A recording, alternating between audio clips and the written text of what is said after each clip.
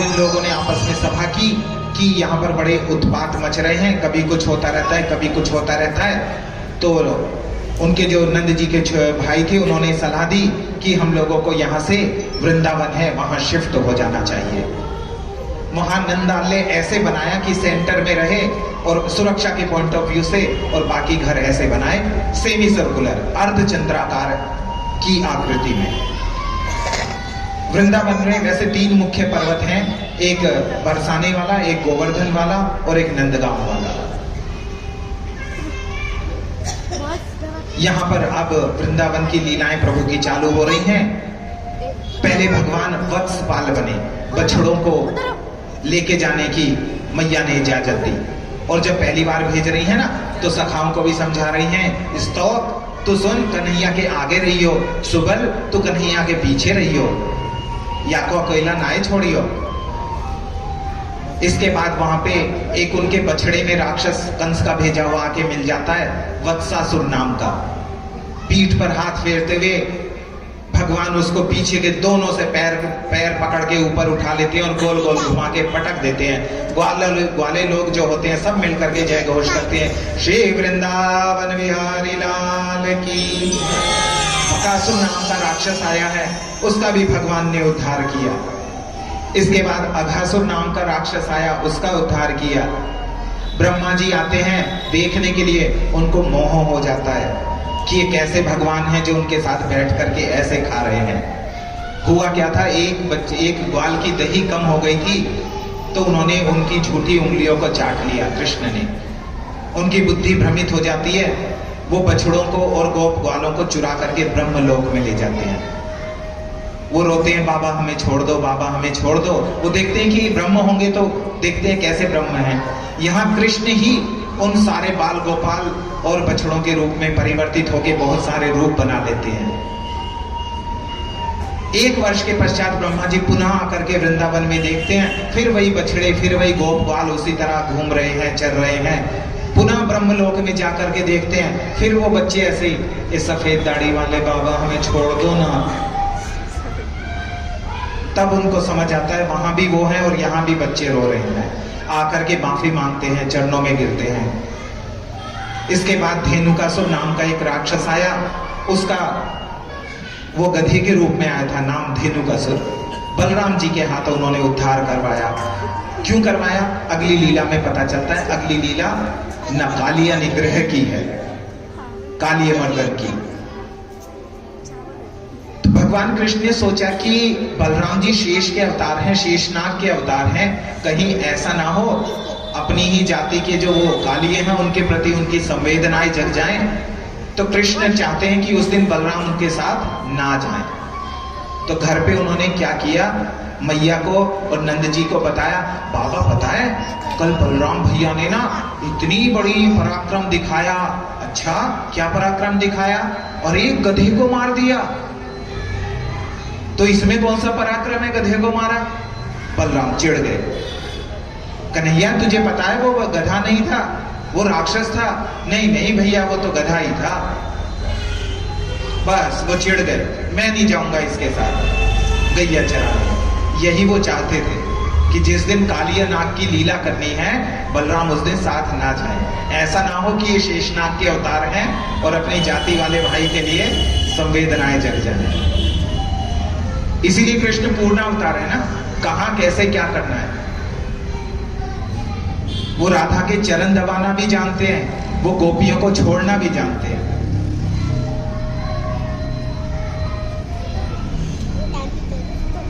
कालिया नाग के प्रसंग पर हम लोग जा रहे हैं। दाव को चिढ़ा करके उन्होंने अलग किया, और जो कालिए का अभी तक देखिए आप राक्षसों का उन्होंने वध किया, मारा, लेकिन कालिए को मारा नहीं है, कंट्रोल किया, निग्रह किया।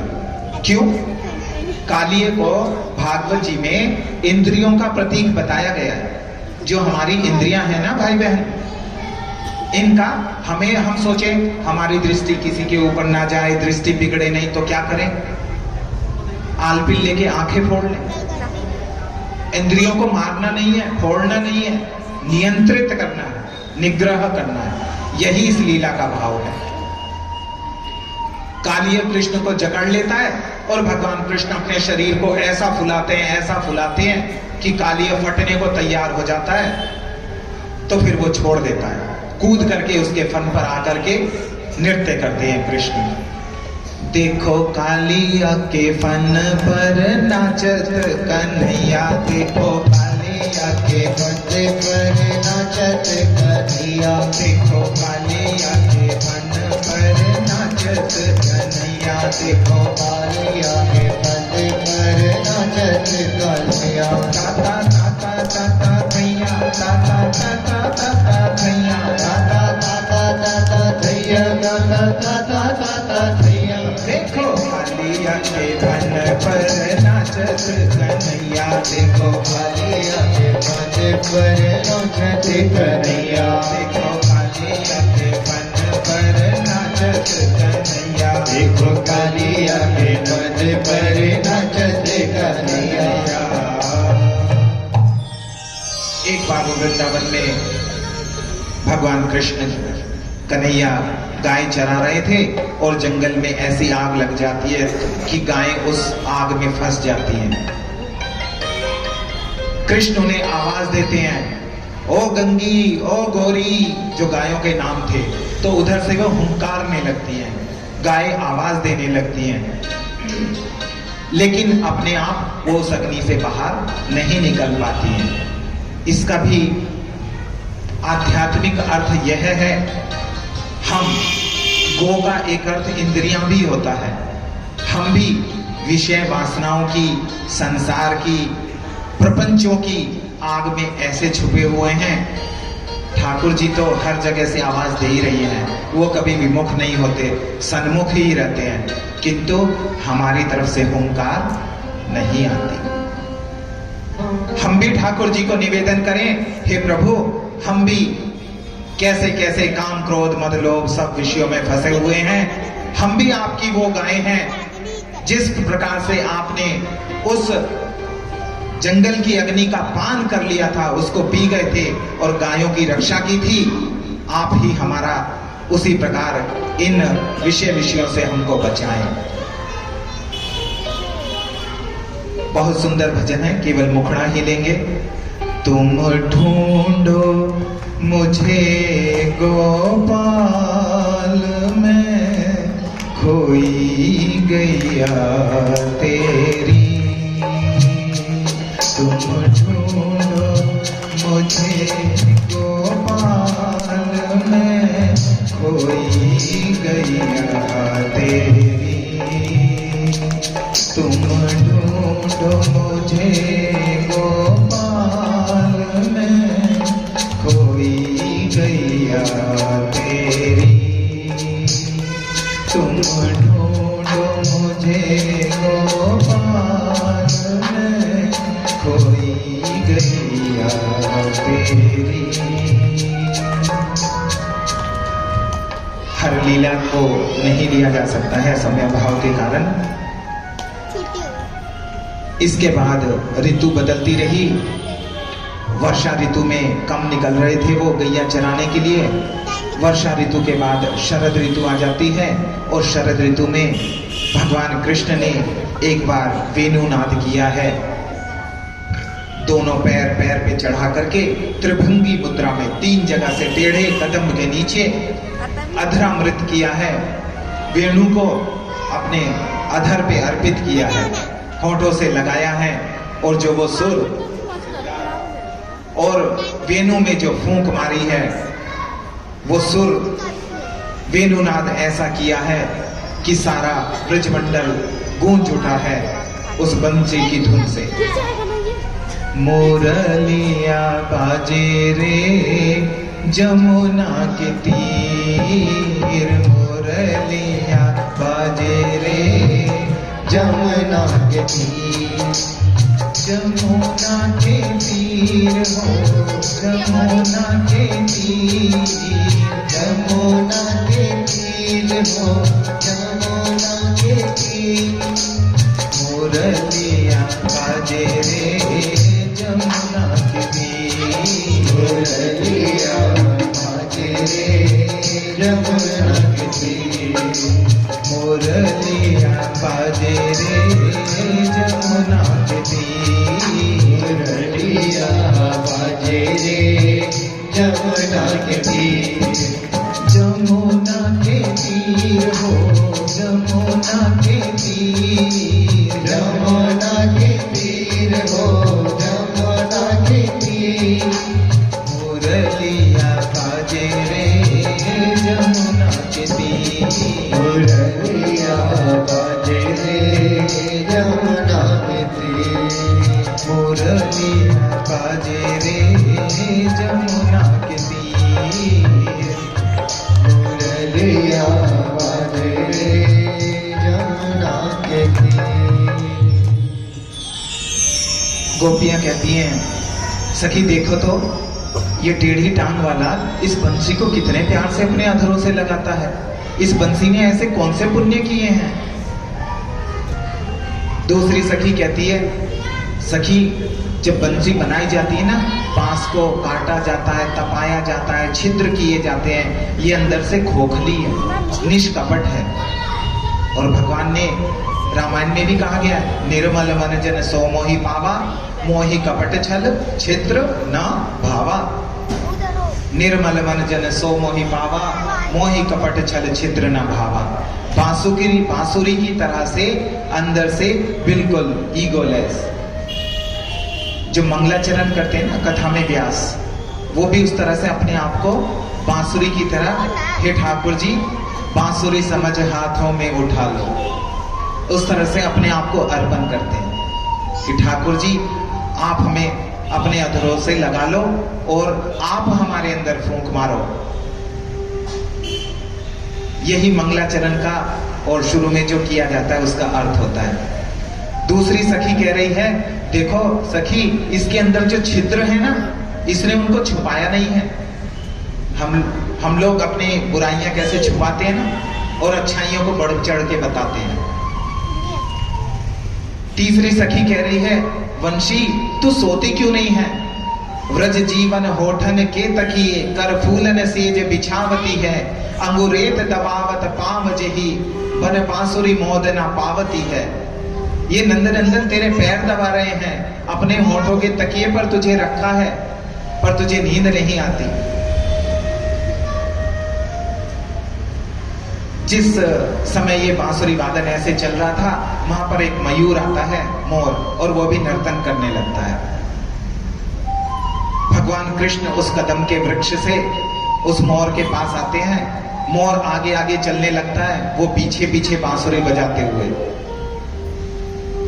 उनको सबसे अलग गोप ग्वालों से अलग एक जगह लेके चलता जा रहा है।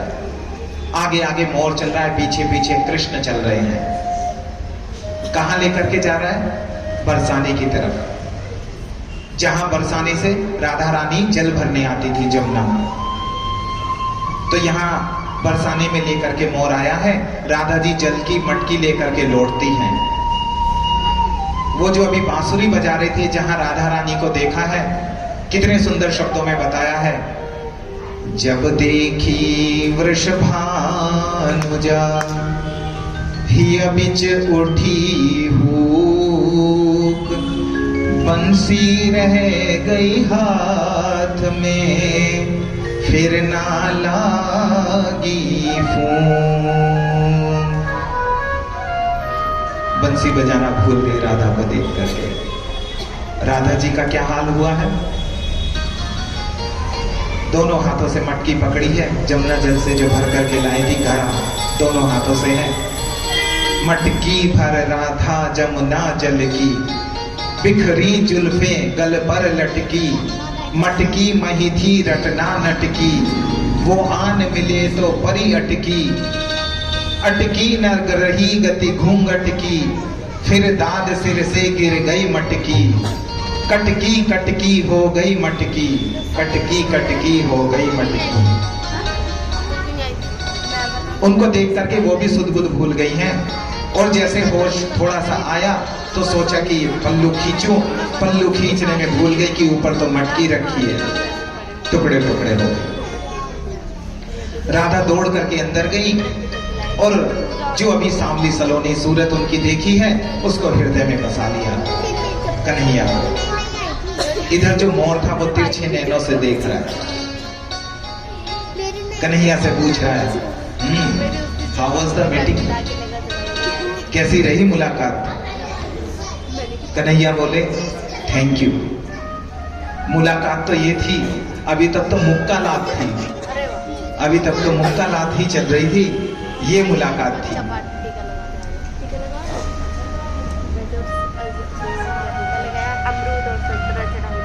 इस प्रकार उनकी पहली ये मुलाकात थी राधा कृष्ण की। एक कवि ने तो यह भाव दिया है कि पहली बार ही जब राधा से मिलते हैं, हाथ पकड़ लेते हैं, पूछत श्याम कौन तू गोरी। मैं निवेदन करूं आप लोगों के चरणों में, कृष्ण की जो लीलाएं हैं वो आनंद के लिए है, अनुकरण के लिए नहीं। अनुकरण के लिए भगवान राम की लीलाएं हैं, क्योंकि वो मर्यादा पुरुषोत्तम है और भगवान कृष्ण लीला पुरुषोत्तम है।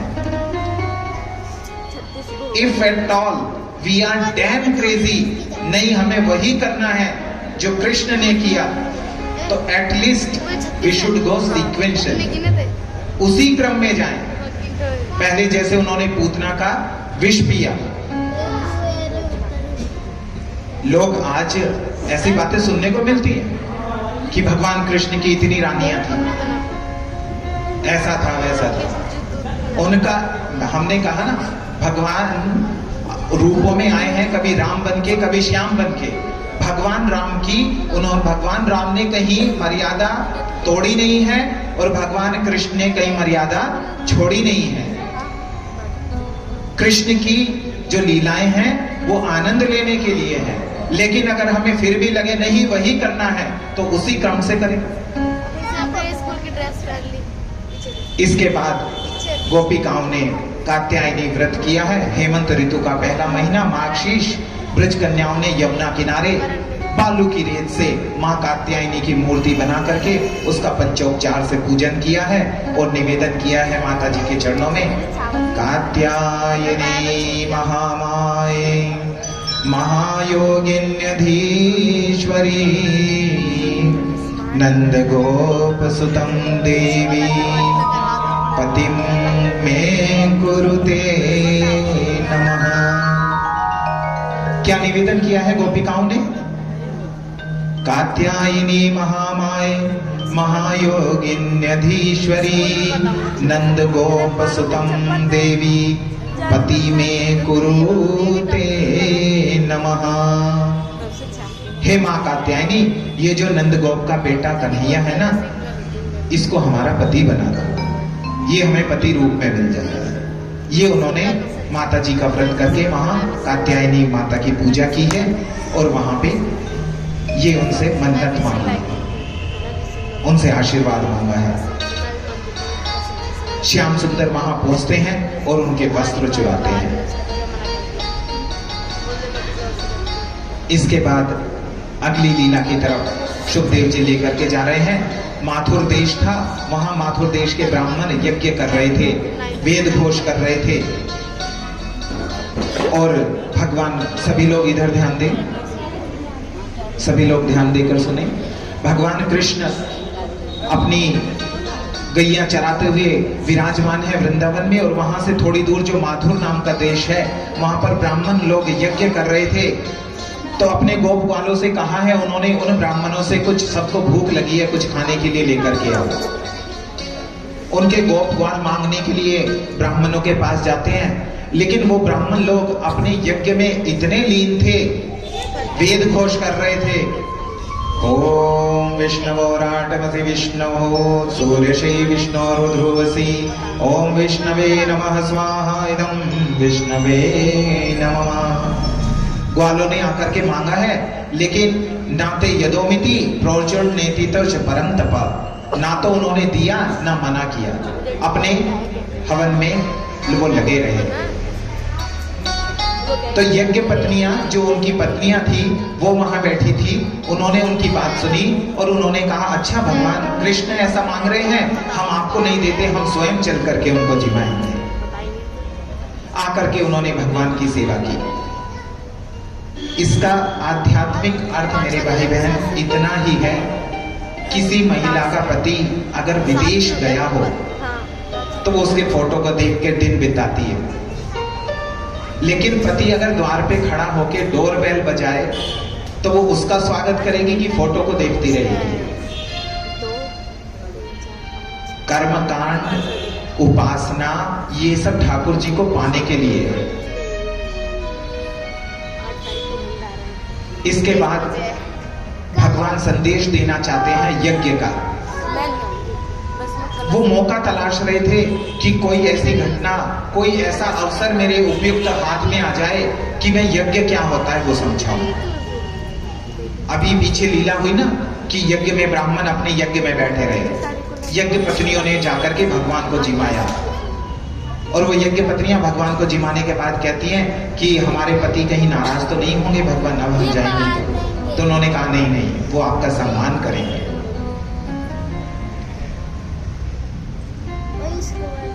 भगवान यज्ञ का अर्थ समझाना चाहते हैं।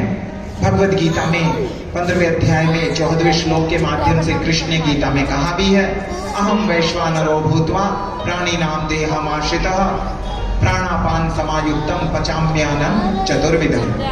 अग्नि में आहुति डालना अगर हवन है, यज्ञ है, तो भूखे आदमी को भोजन देना, जो उसकी पेट में क्षुधा है, अग्नि है, क्षुधा की अग्नि है, भूख की अग्नि है, उसको भोजन देना वह भी किसी यज्ञ से कम नहीं है। भगवान यहाँ यज्ञ संदेश देना चाह रहे थे। भगवान ने यज्ञ को डिफाइन किया है, संपन्नों की संपत्ति का समाज के शोषित वर्ग में सस्नेह समर्पण। कौन बताएगा वापस? छोटा बच्चा कोई? सुना आप लोगों ने यज्ञ क्या होता है? दूसरी बार फिर बताया जा रहा है। टॉफियां रखी हैं यहाँ मेरे पास बहुत सारी, पूरा पैकेट है। संपन्नों की संपत्ति का समाज के शोषित वर्ग में सस्नेह समर्पण, यह यज्ञ है।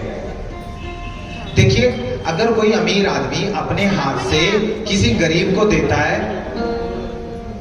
तो जो लेने वाला है उसके अंदर दीनता का भाव आता है, और जो देने वाला होता है उसके अंदर कैसा भाव आता है?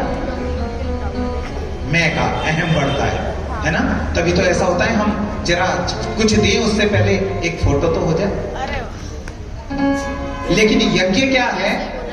यज्ञ में जो संपन्न है, वेल टू डू हैं, वो आके भगवान को चढ़ाएं और कृतार्थता का भाव आए कि हमको भगवान ने अवसर का, सेवा का अवसर दिया। और जो गरीब आदमी यज्ञ का प्रसाद पाएगा उसके अंदर भी कृतार्थता का भाव आएगा कि हमको भगवान का प्रसाद मिला। ना किसी के अंदर दीनता, ना लघुता, ना दीर्घता, ना बड़ेपन का भाव, ना छोटेपन का, उल्टे कृतार्थता का, धन्यता का भाव। इस यज्ञ को भगवान समझाना चाह रहे थे। दीपावली का त्योहार आया, दीपावली का त्योहार गया, अगले दिन क्या मनाया जाता है? दीपावली के अगले दिन भैया दूज, एक दिन के बाद भैया दूज, गोवर्धन पूजा। तो तब तक रिवाज ये था, उस दिन इंद्र के लिए यज्ञ किया जाता था। किसके लिए? इंद्र के लिए। तो भगवान कृष्ण ने बताया, आपने इंद्र को देखा है जिसकी पूजा करते हैं? कहा नहीं, देखा तो नहीं है, लेकिन वो बारिश करते हैं और तभी हमारे ये सब वृक्ष फलते फूलते हैं, हमको वन संपदा मिलती है और हमारी पशुधन जो है उसी पर आश्रित है। भगवान समझाते हैं, कर्मणः जायते जन्तुः कर्मणैव विलीयते, सुख दुःखं भयो क्षेमं कर्मण्येवा विपद्यते। गोस्वामी जी ने भी लिखा है, काहू न को सुख दुख कर दाता, निज कृत कर्म भोग सब भ्राता। कोई किसी को दुख या सुख का देने वाला नहीं है, ये सब अपने ही किए हुए कर्मों का फल होता है। तो भगवान कृष्ण वहां पर समझा रहे हैं कि हमारे प्रत्यक्ष देव तो गिरिराज जी हैं, जिनसे हमको वन संपदा सभी कुछ मिलता है, हमारा पशुधन उनके ऊपर है। जहां तक बात बारिश की है, वो तो इंद्र को भगवान ने ड्यूटी दे रखी है। और हम अगर उनकी पूजा करें तो वो हमें दें, तो ये तो बिजनेसमैन का लक्षण है। भगवान का कहा? भगवान का लक्षण तो अपने बाप है ना, अपने नालायक और सुपुत्र दोनों को पालता है। हाँ, बाप कभी कभी गुस्से में नालायक को अगर घर से निकाल भी दे तो माँ फिर भी खिड़की से उसे रोटी देती है। माँ का जो स्वरूप माना गया है वो सिर्फ सनातन धर्म में है। विश्व में 14 धर्म हैं। सनातन धर्म को छोड़ करके अन्य किसी धर्म में माँ का स्वरूप की धारणा नहीं है। कृष्ण भगवान बता रहे हैं, गिरिराज जी से हमें औषधि मिलती है, फल मिलता है, वनस्पति, धातु, वन्य संपत्ति, गायों के लिए चारा, ये सब मिलता है। तो हमें गिरिराज जी की पूजा करनी चाहिए। कहा कि ये तो पहली बार ऐसा हम करेंगे, इसकी विधि क्या है? कहा हम बताएंगे। गायों की पूजा कराई, ब्राह्मणों की पूजा कराई, विविध व्यंजन गिरिराज जी को भोग लगाने के लिए सब लोग अपने अपने घरों से छकड़ों में भर भर के गिरिराज जी की तलहटी में आए। और वहां पर कृष्ण भगवान ने स्वयं गिरिराज जी में प्रविष्ट होकर के 56 भोग स्वीकार किए। आज भी लोग गिरिराज जी की परिक्रमा करते हैं। कुछ लोग दूध से धारा देते हुए परिक्रमा करते हैं। आप लोगों के संज्ञान में होगा, कुछ लोग महाराज दंडवत परिक्रमा करते हैं। उनके भाव को सचमुच नमन। बोलिए श्री गिरिराज जी महाराज की। इस प्रकार से भगवान ने स्वयं प्रवेश करके भोग लगाया और दूध से धारा देते हुए दंडवती शिला के पास आकर सबने दंडवत किया। महोत्सव मनाया गया, प्रसाद सब में बांटा गया, सभी ने जय घोष किया। बोलिए श्री गिरिराज महाराज की, बोलिए श्री गोवर्धन नाथ की।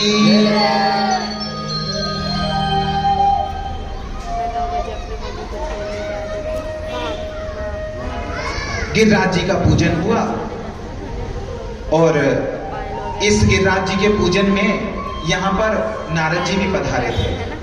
नारद जी प्रसाद लेके पहुंचे इंद्रलोक। इंद्रलोक पहुंचे तो वहां इंद्र जो है वो पंचांग टटोल रहे थे। सोचिए तो कौन बताएगा क्यों टटोल रहे थे पंचांग इंद्र?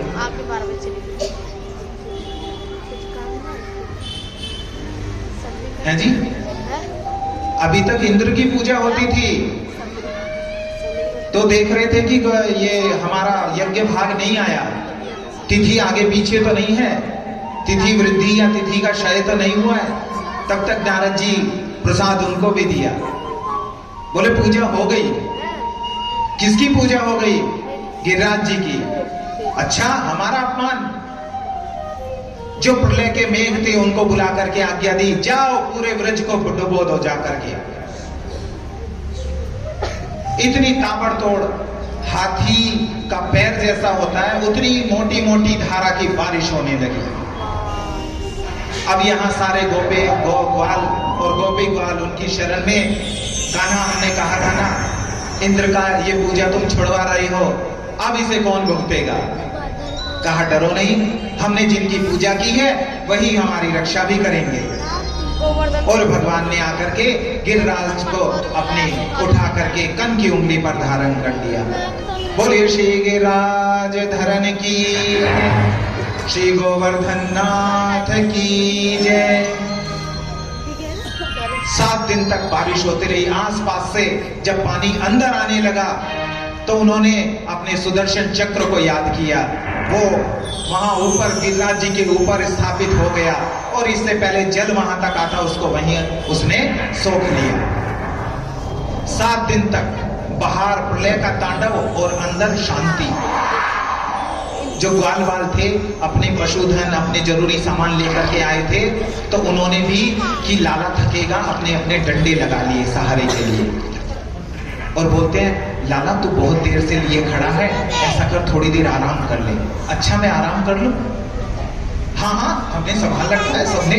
अरे तू क्या सोच रहा है, बस तू नहीं उठाए हुए है, ये तो हम भी तो जोर लगा रहे हैं तभी तो उठा हुआ है,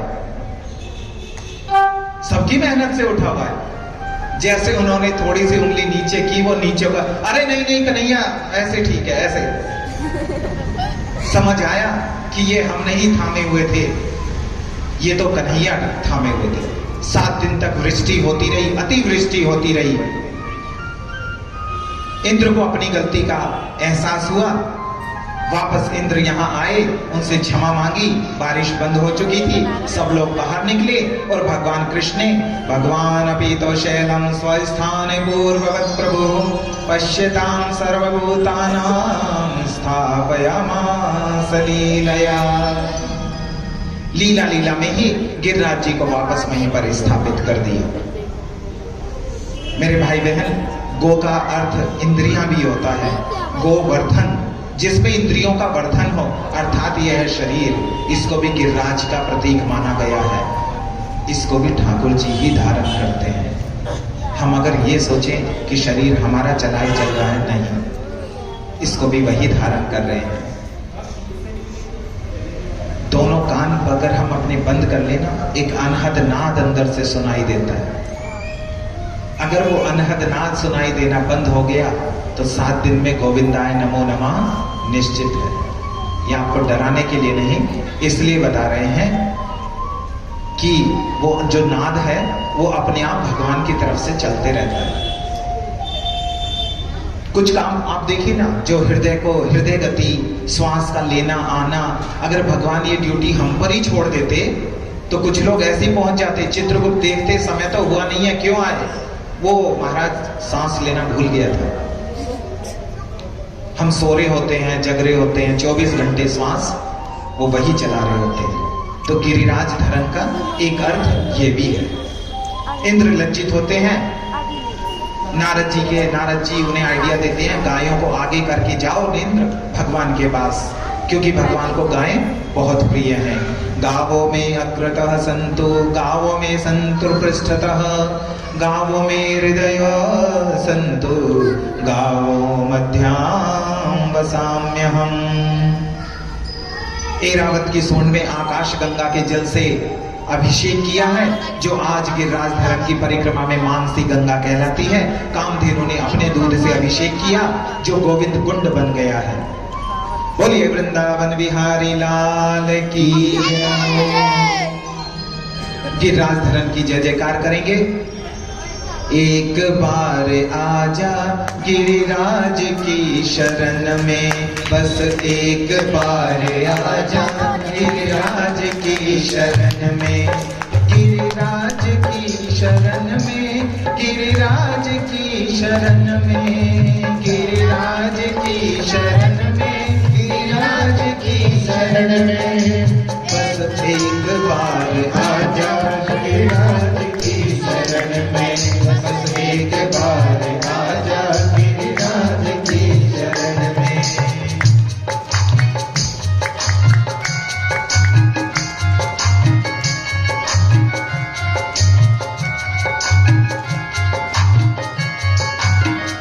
श्री गोवर्धन महाराज, महाराज तेरे माथे मुकुट विराज रहो। श्री गोवर्धन महाराज, महाराज तेरे माथे मुकुट विराज रहो। श्री गोवर्धन महाराज, महाराज तेरे माथे मुकुट विराज रहो। श्री गोवर्धन महाराज, महाराज तेरे माथे मुकुट विराज रहो।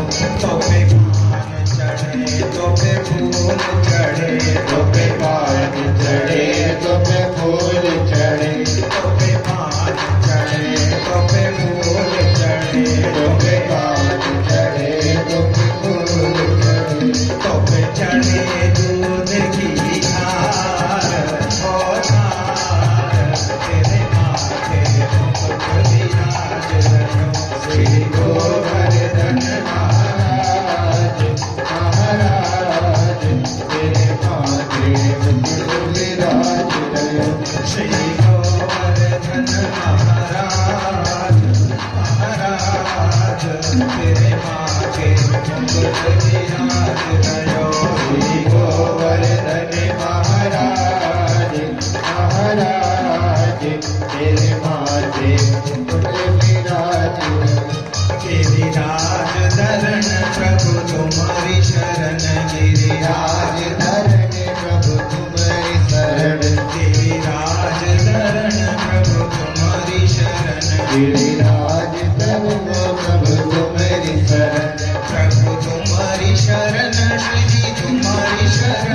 प्रभु तुम्हारी शरण, प्रभु तुम्हारी शरण, प्रभु तुम्हारी शरण, श्री जी तुम्हारी शरण, प्रभु तुम्हारी शरण, प्रभु तुम्हारी शरण, गिरिराज धरण प्रभु तुम्हारी शरण, गिरिराज धरण प्रभु तुम्हारी शरण, गिरिराज धरण प्रभु तुम्हारी शरण, गिरिराज धरण प्रभु तुम्हारी शरण, गिरिराज धरण प्रभु तुम्हारी शरण, गिरिराज धरण प्रभु तुम्हारी शरण, प्रभु तुम्हारी शरण, श्री जी तुम्हारी शरण, प्रभु तुम्हारी शरण, प्रभु तुम्हारी शरण, गिरिराज धरण प्रभु तुम्हारी शरण, गिरिराज धरण प्रभु तुम्हारी शरण, गिरिराज धरण प्रभु तुम्हारी शरण, गिरिराज धरण प्रभु तुम्हारी शरण।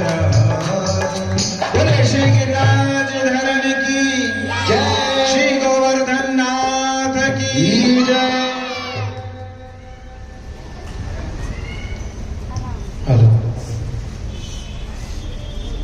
बलवा के बिहारी लाल की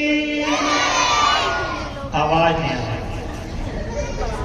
बलवा के बिहारी लाल की।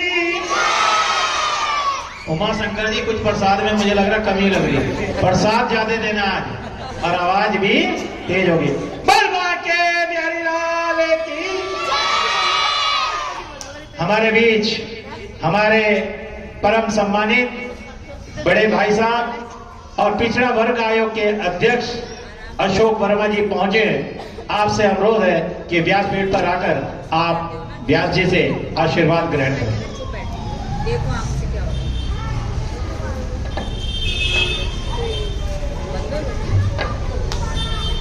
सब बैठे साथ में बैठे। मुझे पहना दो।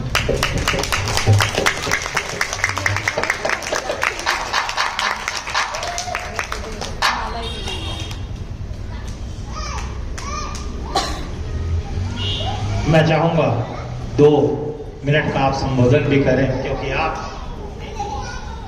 धन्यवाद मोहन जी। व्यासपीठ पे विराजमान बहुत ही श्रद्धेय सुनीत व्यास जी, यहाँ उपस्थित सभी मार्ग शक्ति